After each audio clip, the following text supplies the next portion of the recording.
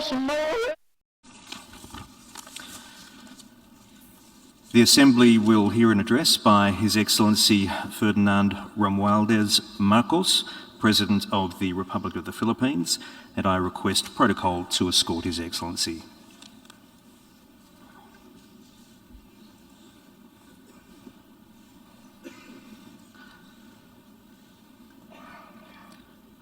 On behalf of the General Assembly, I have the honour to welcome His Excellency Ferdinand Romualdez Marcos, President of the Republic of the Philippines, and to invite him to address the Assembly. Mr. President, Excellencies, I am Ferdinand Marcos, and I am the President of the Republic of the Philippines. I stand today on behalf of 110 million Filipinos. At this time of crisis and opportunity, I bring with me the spirit of their enduring commitment to the ideals of our United Nations. This commitment is reflected in our solid contributions to the cause of peace and of justice. By shepherding the Manila Declaration of 1982, we helped affirm that differences should only be resolved through peaceful means. By reinforcing the predictability and stability of international law, particularly the 1982 United Nations Convention on the Law of the Sea, we provided an example of how states should resolve their differences through reason and through right. These two contributions provide useful guidance for our time.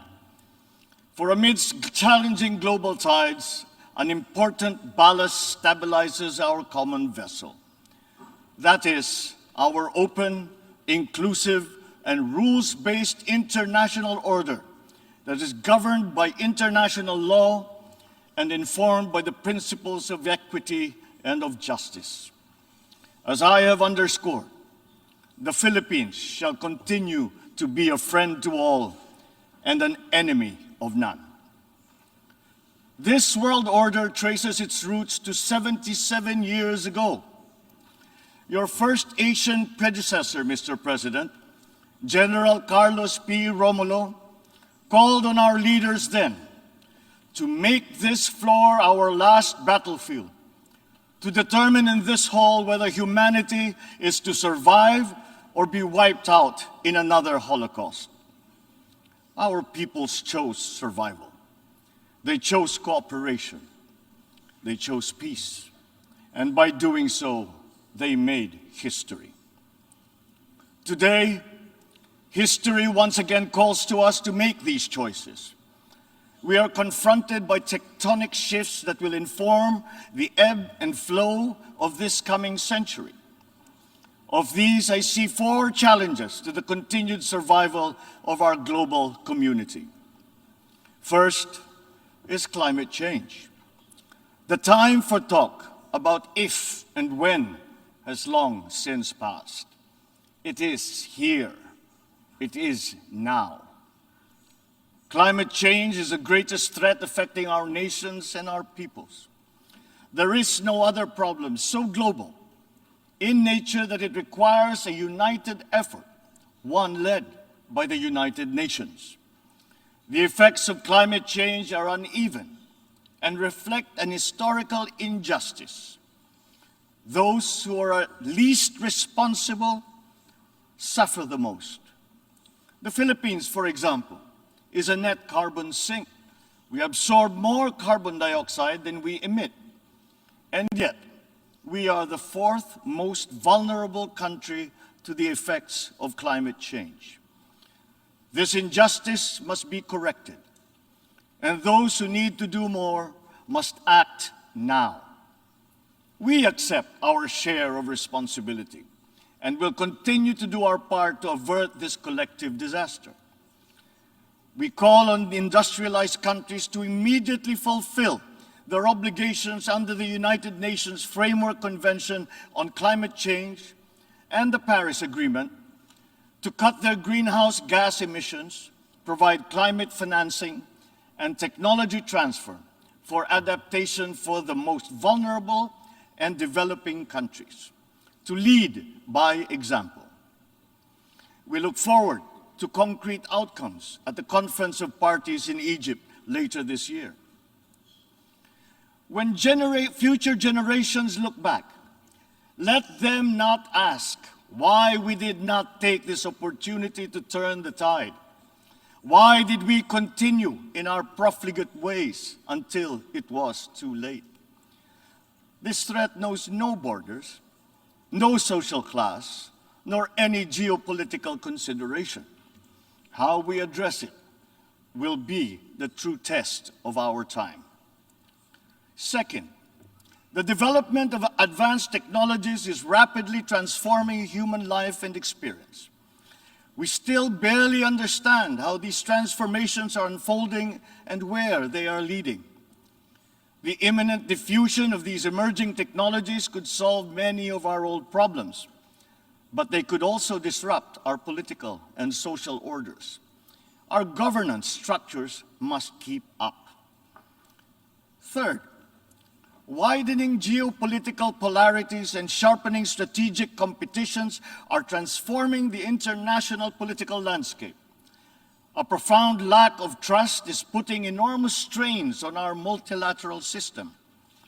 Our very charter is being violated around the world as we speak. In Asia, our hard-won peace and stability is under threat by increasing strategic and ideological tensions. These behoove us to uphold the ideals that led to the establishment of this Parliament of Nations, and to reject any attempt to deny or redefine our common understanding of these principles. Even as we grapple with these new long-term shifts, we remain beset by an unresolved problem. Inequalities and inequities within and among countries continue to persist, and they continue to demand urgent action. Therein lies our fourth transcendent challenge. This injustice was evident during the pandemic, when the richer nations immediately received vaccines at the expense of the have-nots. We see, for example, the dangers of this lurking in the persistent digital divide and in ballooning debt burdens. As we awaken from the economic stupor caused by the pandemic, we must reinvigorate the world economy. We must use public and private resources to encourage the expansion of trade, investment, and technology transfers to accelerate development. Knowledge and intellectual gains must flow freely to allow those lagging behind to catch up. Sustainable development will be hampered to the detriment of all if existing structures in the global economy remain unreformed. Mr. President, in these past 3 decades, Filipinos have achieved significant strides on our path to sustainable development. Despite the challenges of the pandemic and the global economic upheavals, we remain on track to reach upper middle income status by next year. With steady investment in food, public health, education, and other social services, we expect to become a moderately prosperous country by 2040. I am confident that we will achieve this vision. Yet, no nation stands alone. The achievement of our national ambition requires a global environment that creates conditions that allow all nations, including ours, to thrive in peace. We need the United Nations to continue to work, and we, the Philippines, are determined to be part of that solution. The Philippines did not hesitate to donate to the COVAX facility that helped provide vaccines in many parts of the developing world. Multilateralism and international cooperation do make a difference. Filipino health workers were at the front lines in many countries to curb the spread of the virus, risking and oftentimes sacrificing their own lives to save those of others. We have always been an optimistic and courageous nation. Despite the enormity of these challenges, we believe that solutions are within our collective grasp. You, Mr. President, have already identified 3 tools that are at our disposal. First, solidarity. We need to reaffirm the wisdom of the founders of our United Nations. This means transcending our differences and committing to ending war, upholding justice, respecting human rights, and maintaining international peace and security. Nuclear weapons continue to pose an existential threat despite our efforts to build norms that resoundingly prohibit them. We must reject the notion of deterrence and remain committed to decreasing the global stockpile of these weapons. At the same time, we must also address the scourge of the proliferation of all weapons, be they small arms, light weapons, or improvised explosive devices.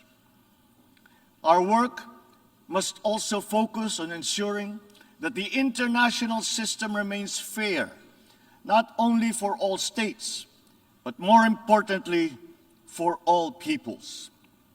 This system must work for the most vulnerable, especially the marginalized, migrants, refugees. The world has witnessed the enduring contribution of migrants in the fight against this pandemic. We still dream of an end to the disturbing incidents of racism, of Asian hate, of all prejudice.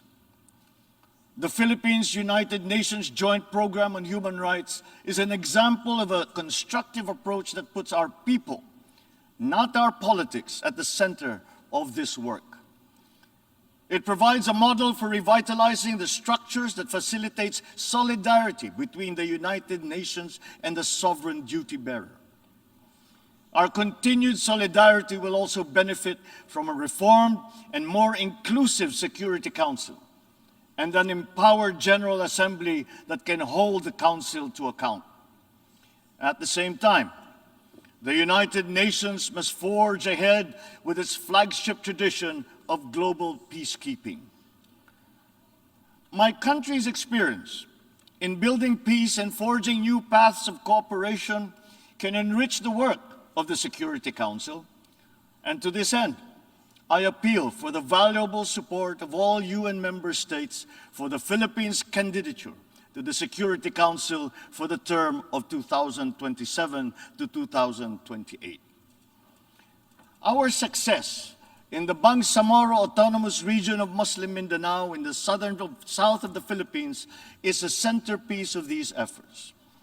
The peace that we have forged after many decades of conflict among warring factions and clansmen demonstrates that unity is possible even in the most trying circumstances.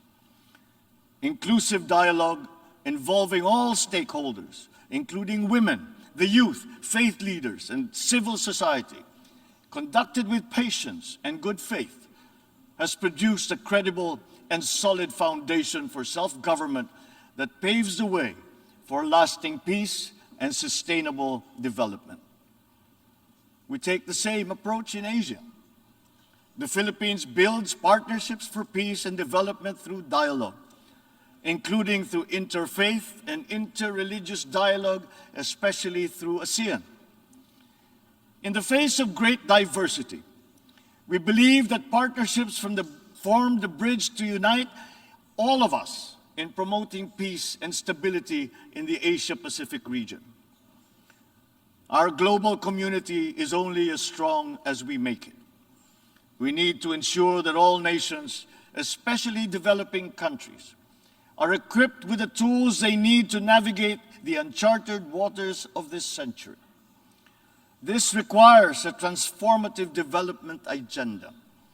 We therefore welcome the Summit of the Future next year as an opportunity to collectively roll up our sleeves and chart our common path. Second, sustainability. We must seek solutions that preserve our planet. These solutions must transcend our time and win the future for the succeeding generations. We crafted the 2030 Agenda for Sustainable Development as a platform of unity, where our societies can build a future that is resilient and that is inclusive, where our people can be healthy, happy, and secure.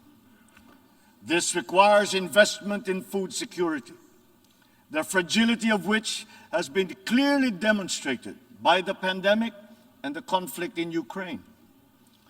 We need to take concrete steps towards a modern and resilient agriculture. For food is not just a trade commodity, nor is it just a livelihood. It is an existential imperative and a moral one. It is the very basis of human security. To attain food self-sufficiency and security, we are providing innovative solutions and financial support to farmers and fisherfolk to adapt new technologies and connect to national and global value supply chains. We look forward to forging cooperation with the UN and our partners to boost agricultural productivity and food security. As hosts to 17 UN agencies, programs, and funds, the Philippines strongly supports reforms to ensure that the UN development system delivers as one through its UN country team. Water connects our world and sustains our existence, but it is also a finite resource that requires our stewardship. Equally important, our biodiversity must be protected amidst the continuing challenge of climate change. We must enhance our cooperation in these areas. But sustainability also requires development policies that go beyond the traditional metrics. We already know that the gross domestic product is an incomplete measure of progress and that vulnerability is multidimensional. Our development agenda must also take into account the interest of all developing nations, including middle-income countries where the majority of the world's poor live. At the same time, sustainability means equipping our people with the tools they need to meet the challenges of the fourth industrial revolution. Investments in education are key, and my administration is prepared to make such investments. The Philippines notes with appreciation the Transforming Education Summit held earlier this week, at which these subjects were taken up. There is perhaps no greater renewable resource than the creativity and innovation of our young. We understand the value of harnessing our people's talents by creating a robust and creative economy. We will continue to work with partners in promoting this at the international level. Finally, science. Knowledge and discovery remain the keys to unlock the potential of our dynamic future. Encouraging our young people's curiosity, honing their skills, and protecting their intellectual properties are important investments. Humankind is pushing back its horizons, both in the digital world and out in our physical universe. Access to these domains is an inalienable right of all nations, as are peaceful uses of all existing and emerging technologies. The Philippines is preparing for the future by laying the governance framework that will allow us to harness the power of renewable energy, develop the capacity to utilize the life sciences, such as medicine and virology, pursue digital solutions towards a more modern economy, and expand our presence in outer space. But we also need to update the global structures that facilitate international cooperation on the peaceful uses of nuclear energy, biology, chemistry, to name but a few. At the same time, we need new structures to govern rapid advances in other areas.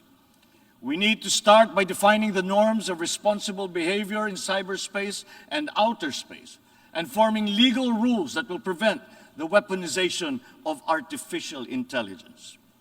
The diffusion of cutting-edge technology across the economy is promising, but they could come at a cost. Our development agenda must consider the possible displacement of human labor as a result of advances in automation. We must prepare our economic structures for this. We should start building the necessary supports for those sectors affected.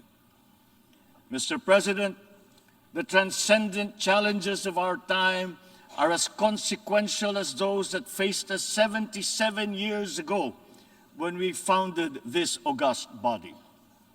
We are indeed at a watershed moment, one that requires a refounding of these, our United Nations. Mr. President, Your Excellencies, the world is ready for transformation. It is up to us as leaders of our nations to move and shape that transformation. The future beckons, and we can embark upon that journey as single nations or as a world in harmony. I say, let the challenges of one people be the challenges for all nations. And in that way, the success of one will be a success for us all. The peoples of the world look to their leaders, to us, to make into reality these aspirations for our future. We must not fail them. And if we stand together, we will not fail them. If we stand together, we can only succeed. Let us dream, let us work for those successes for all our nations united. Thank you and good day. On behalf of the Assembly, I wish to thank the President of the Republic of the Philippines for the statement just made and request protocol to escort His Excellency. I like it, I love it, I want some more. I like it, I love it, I want some more.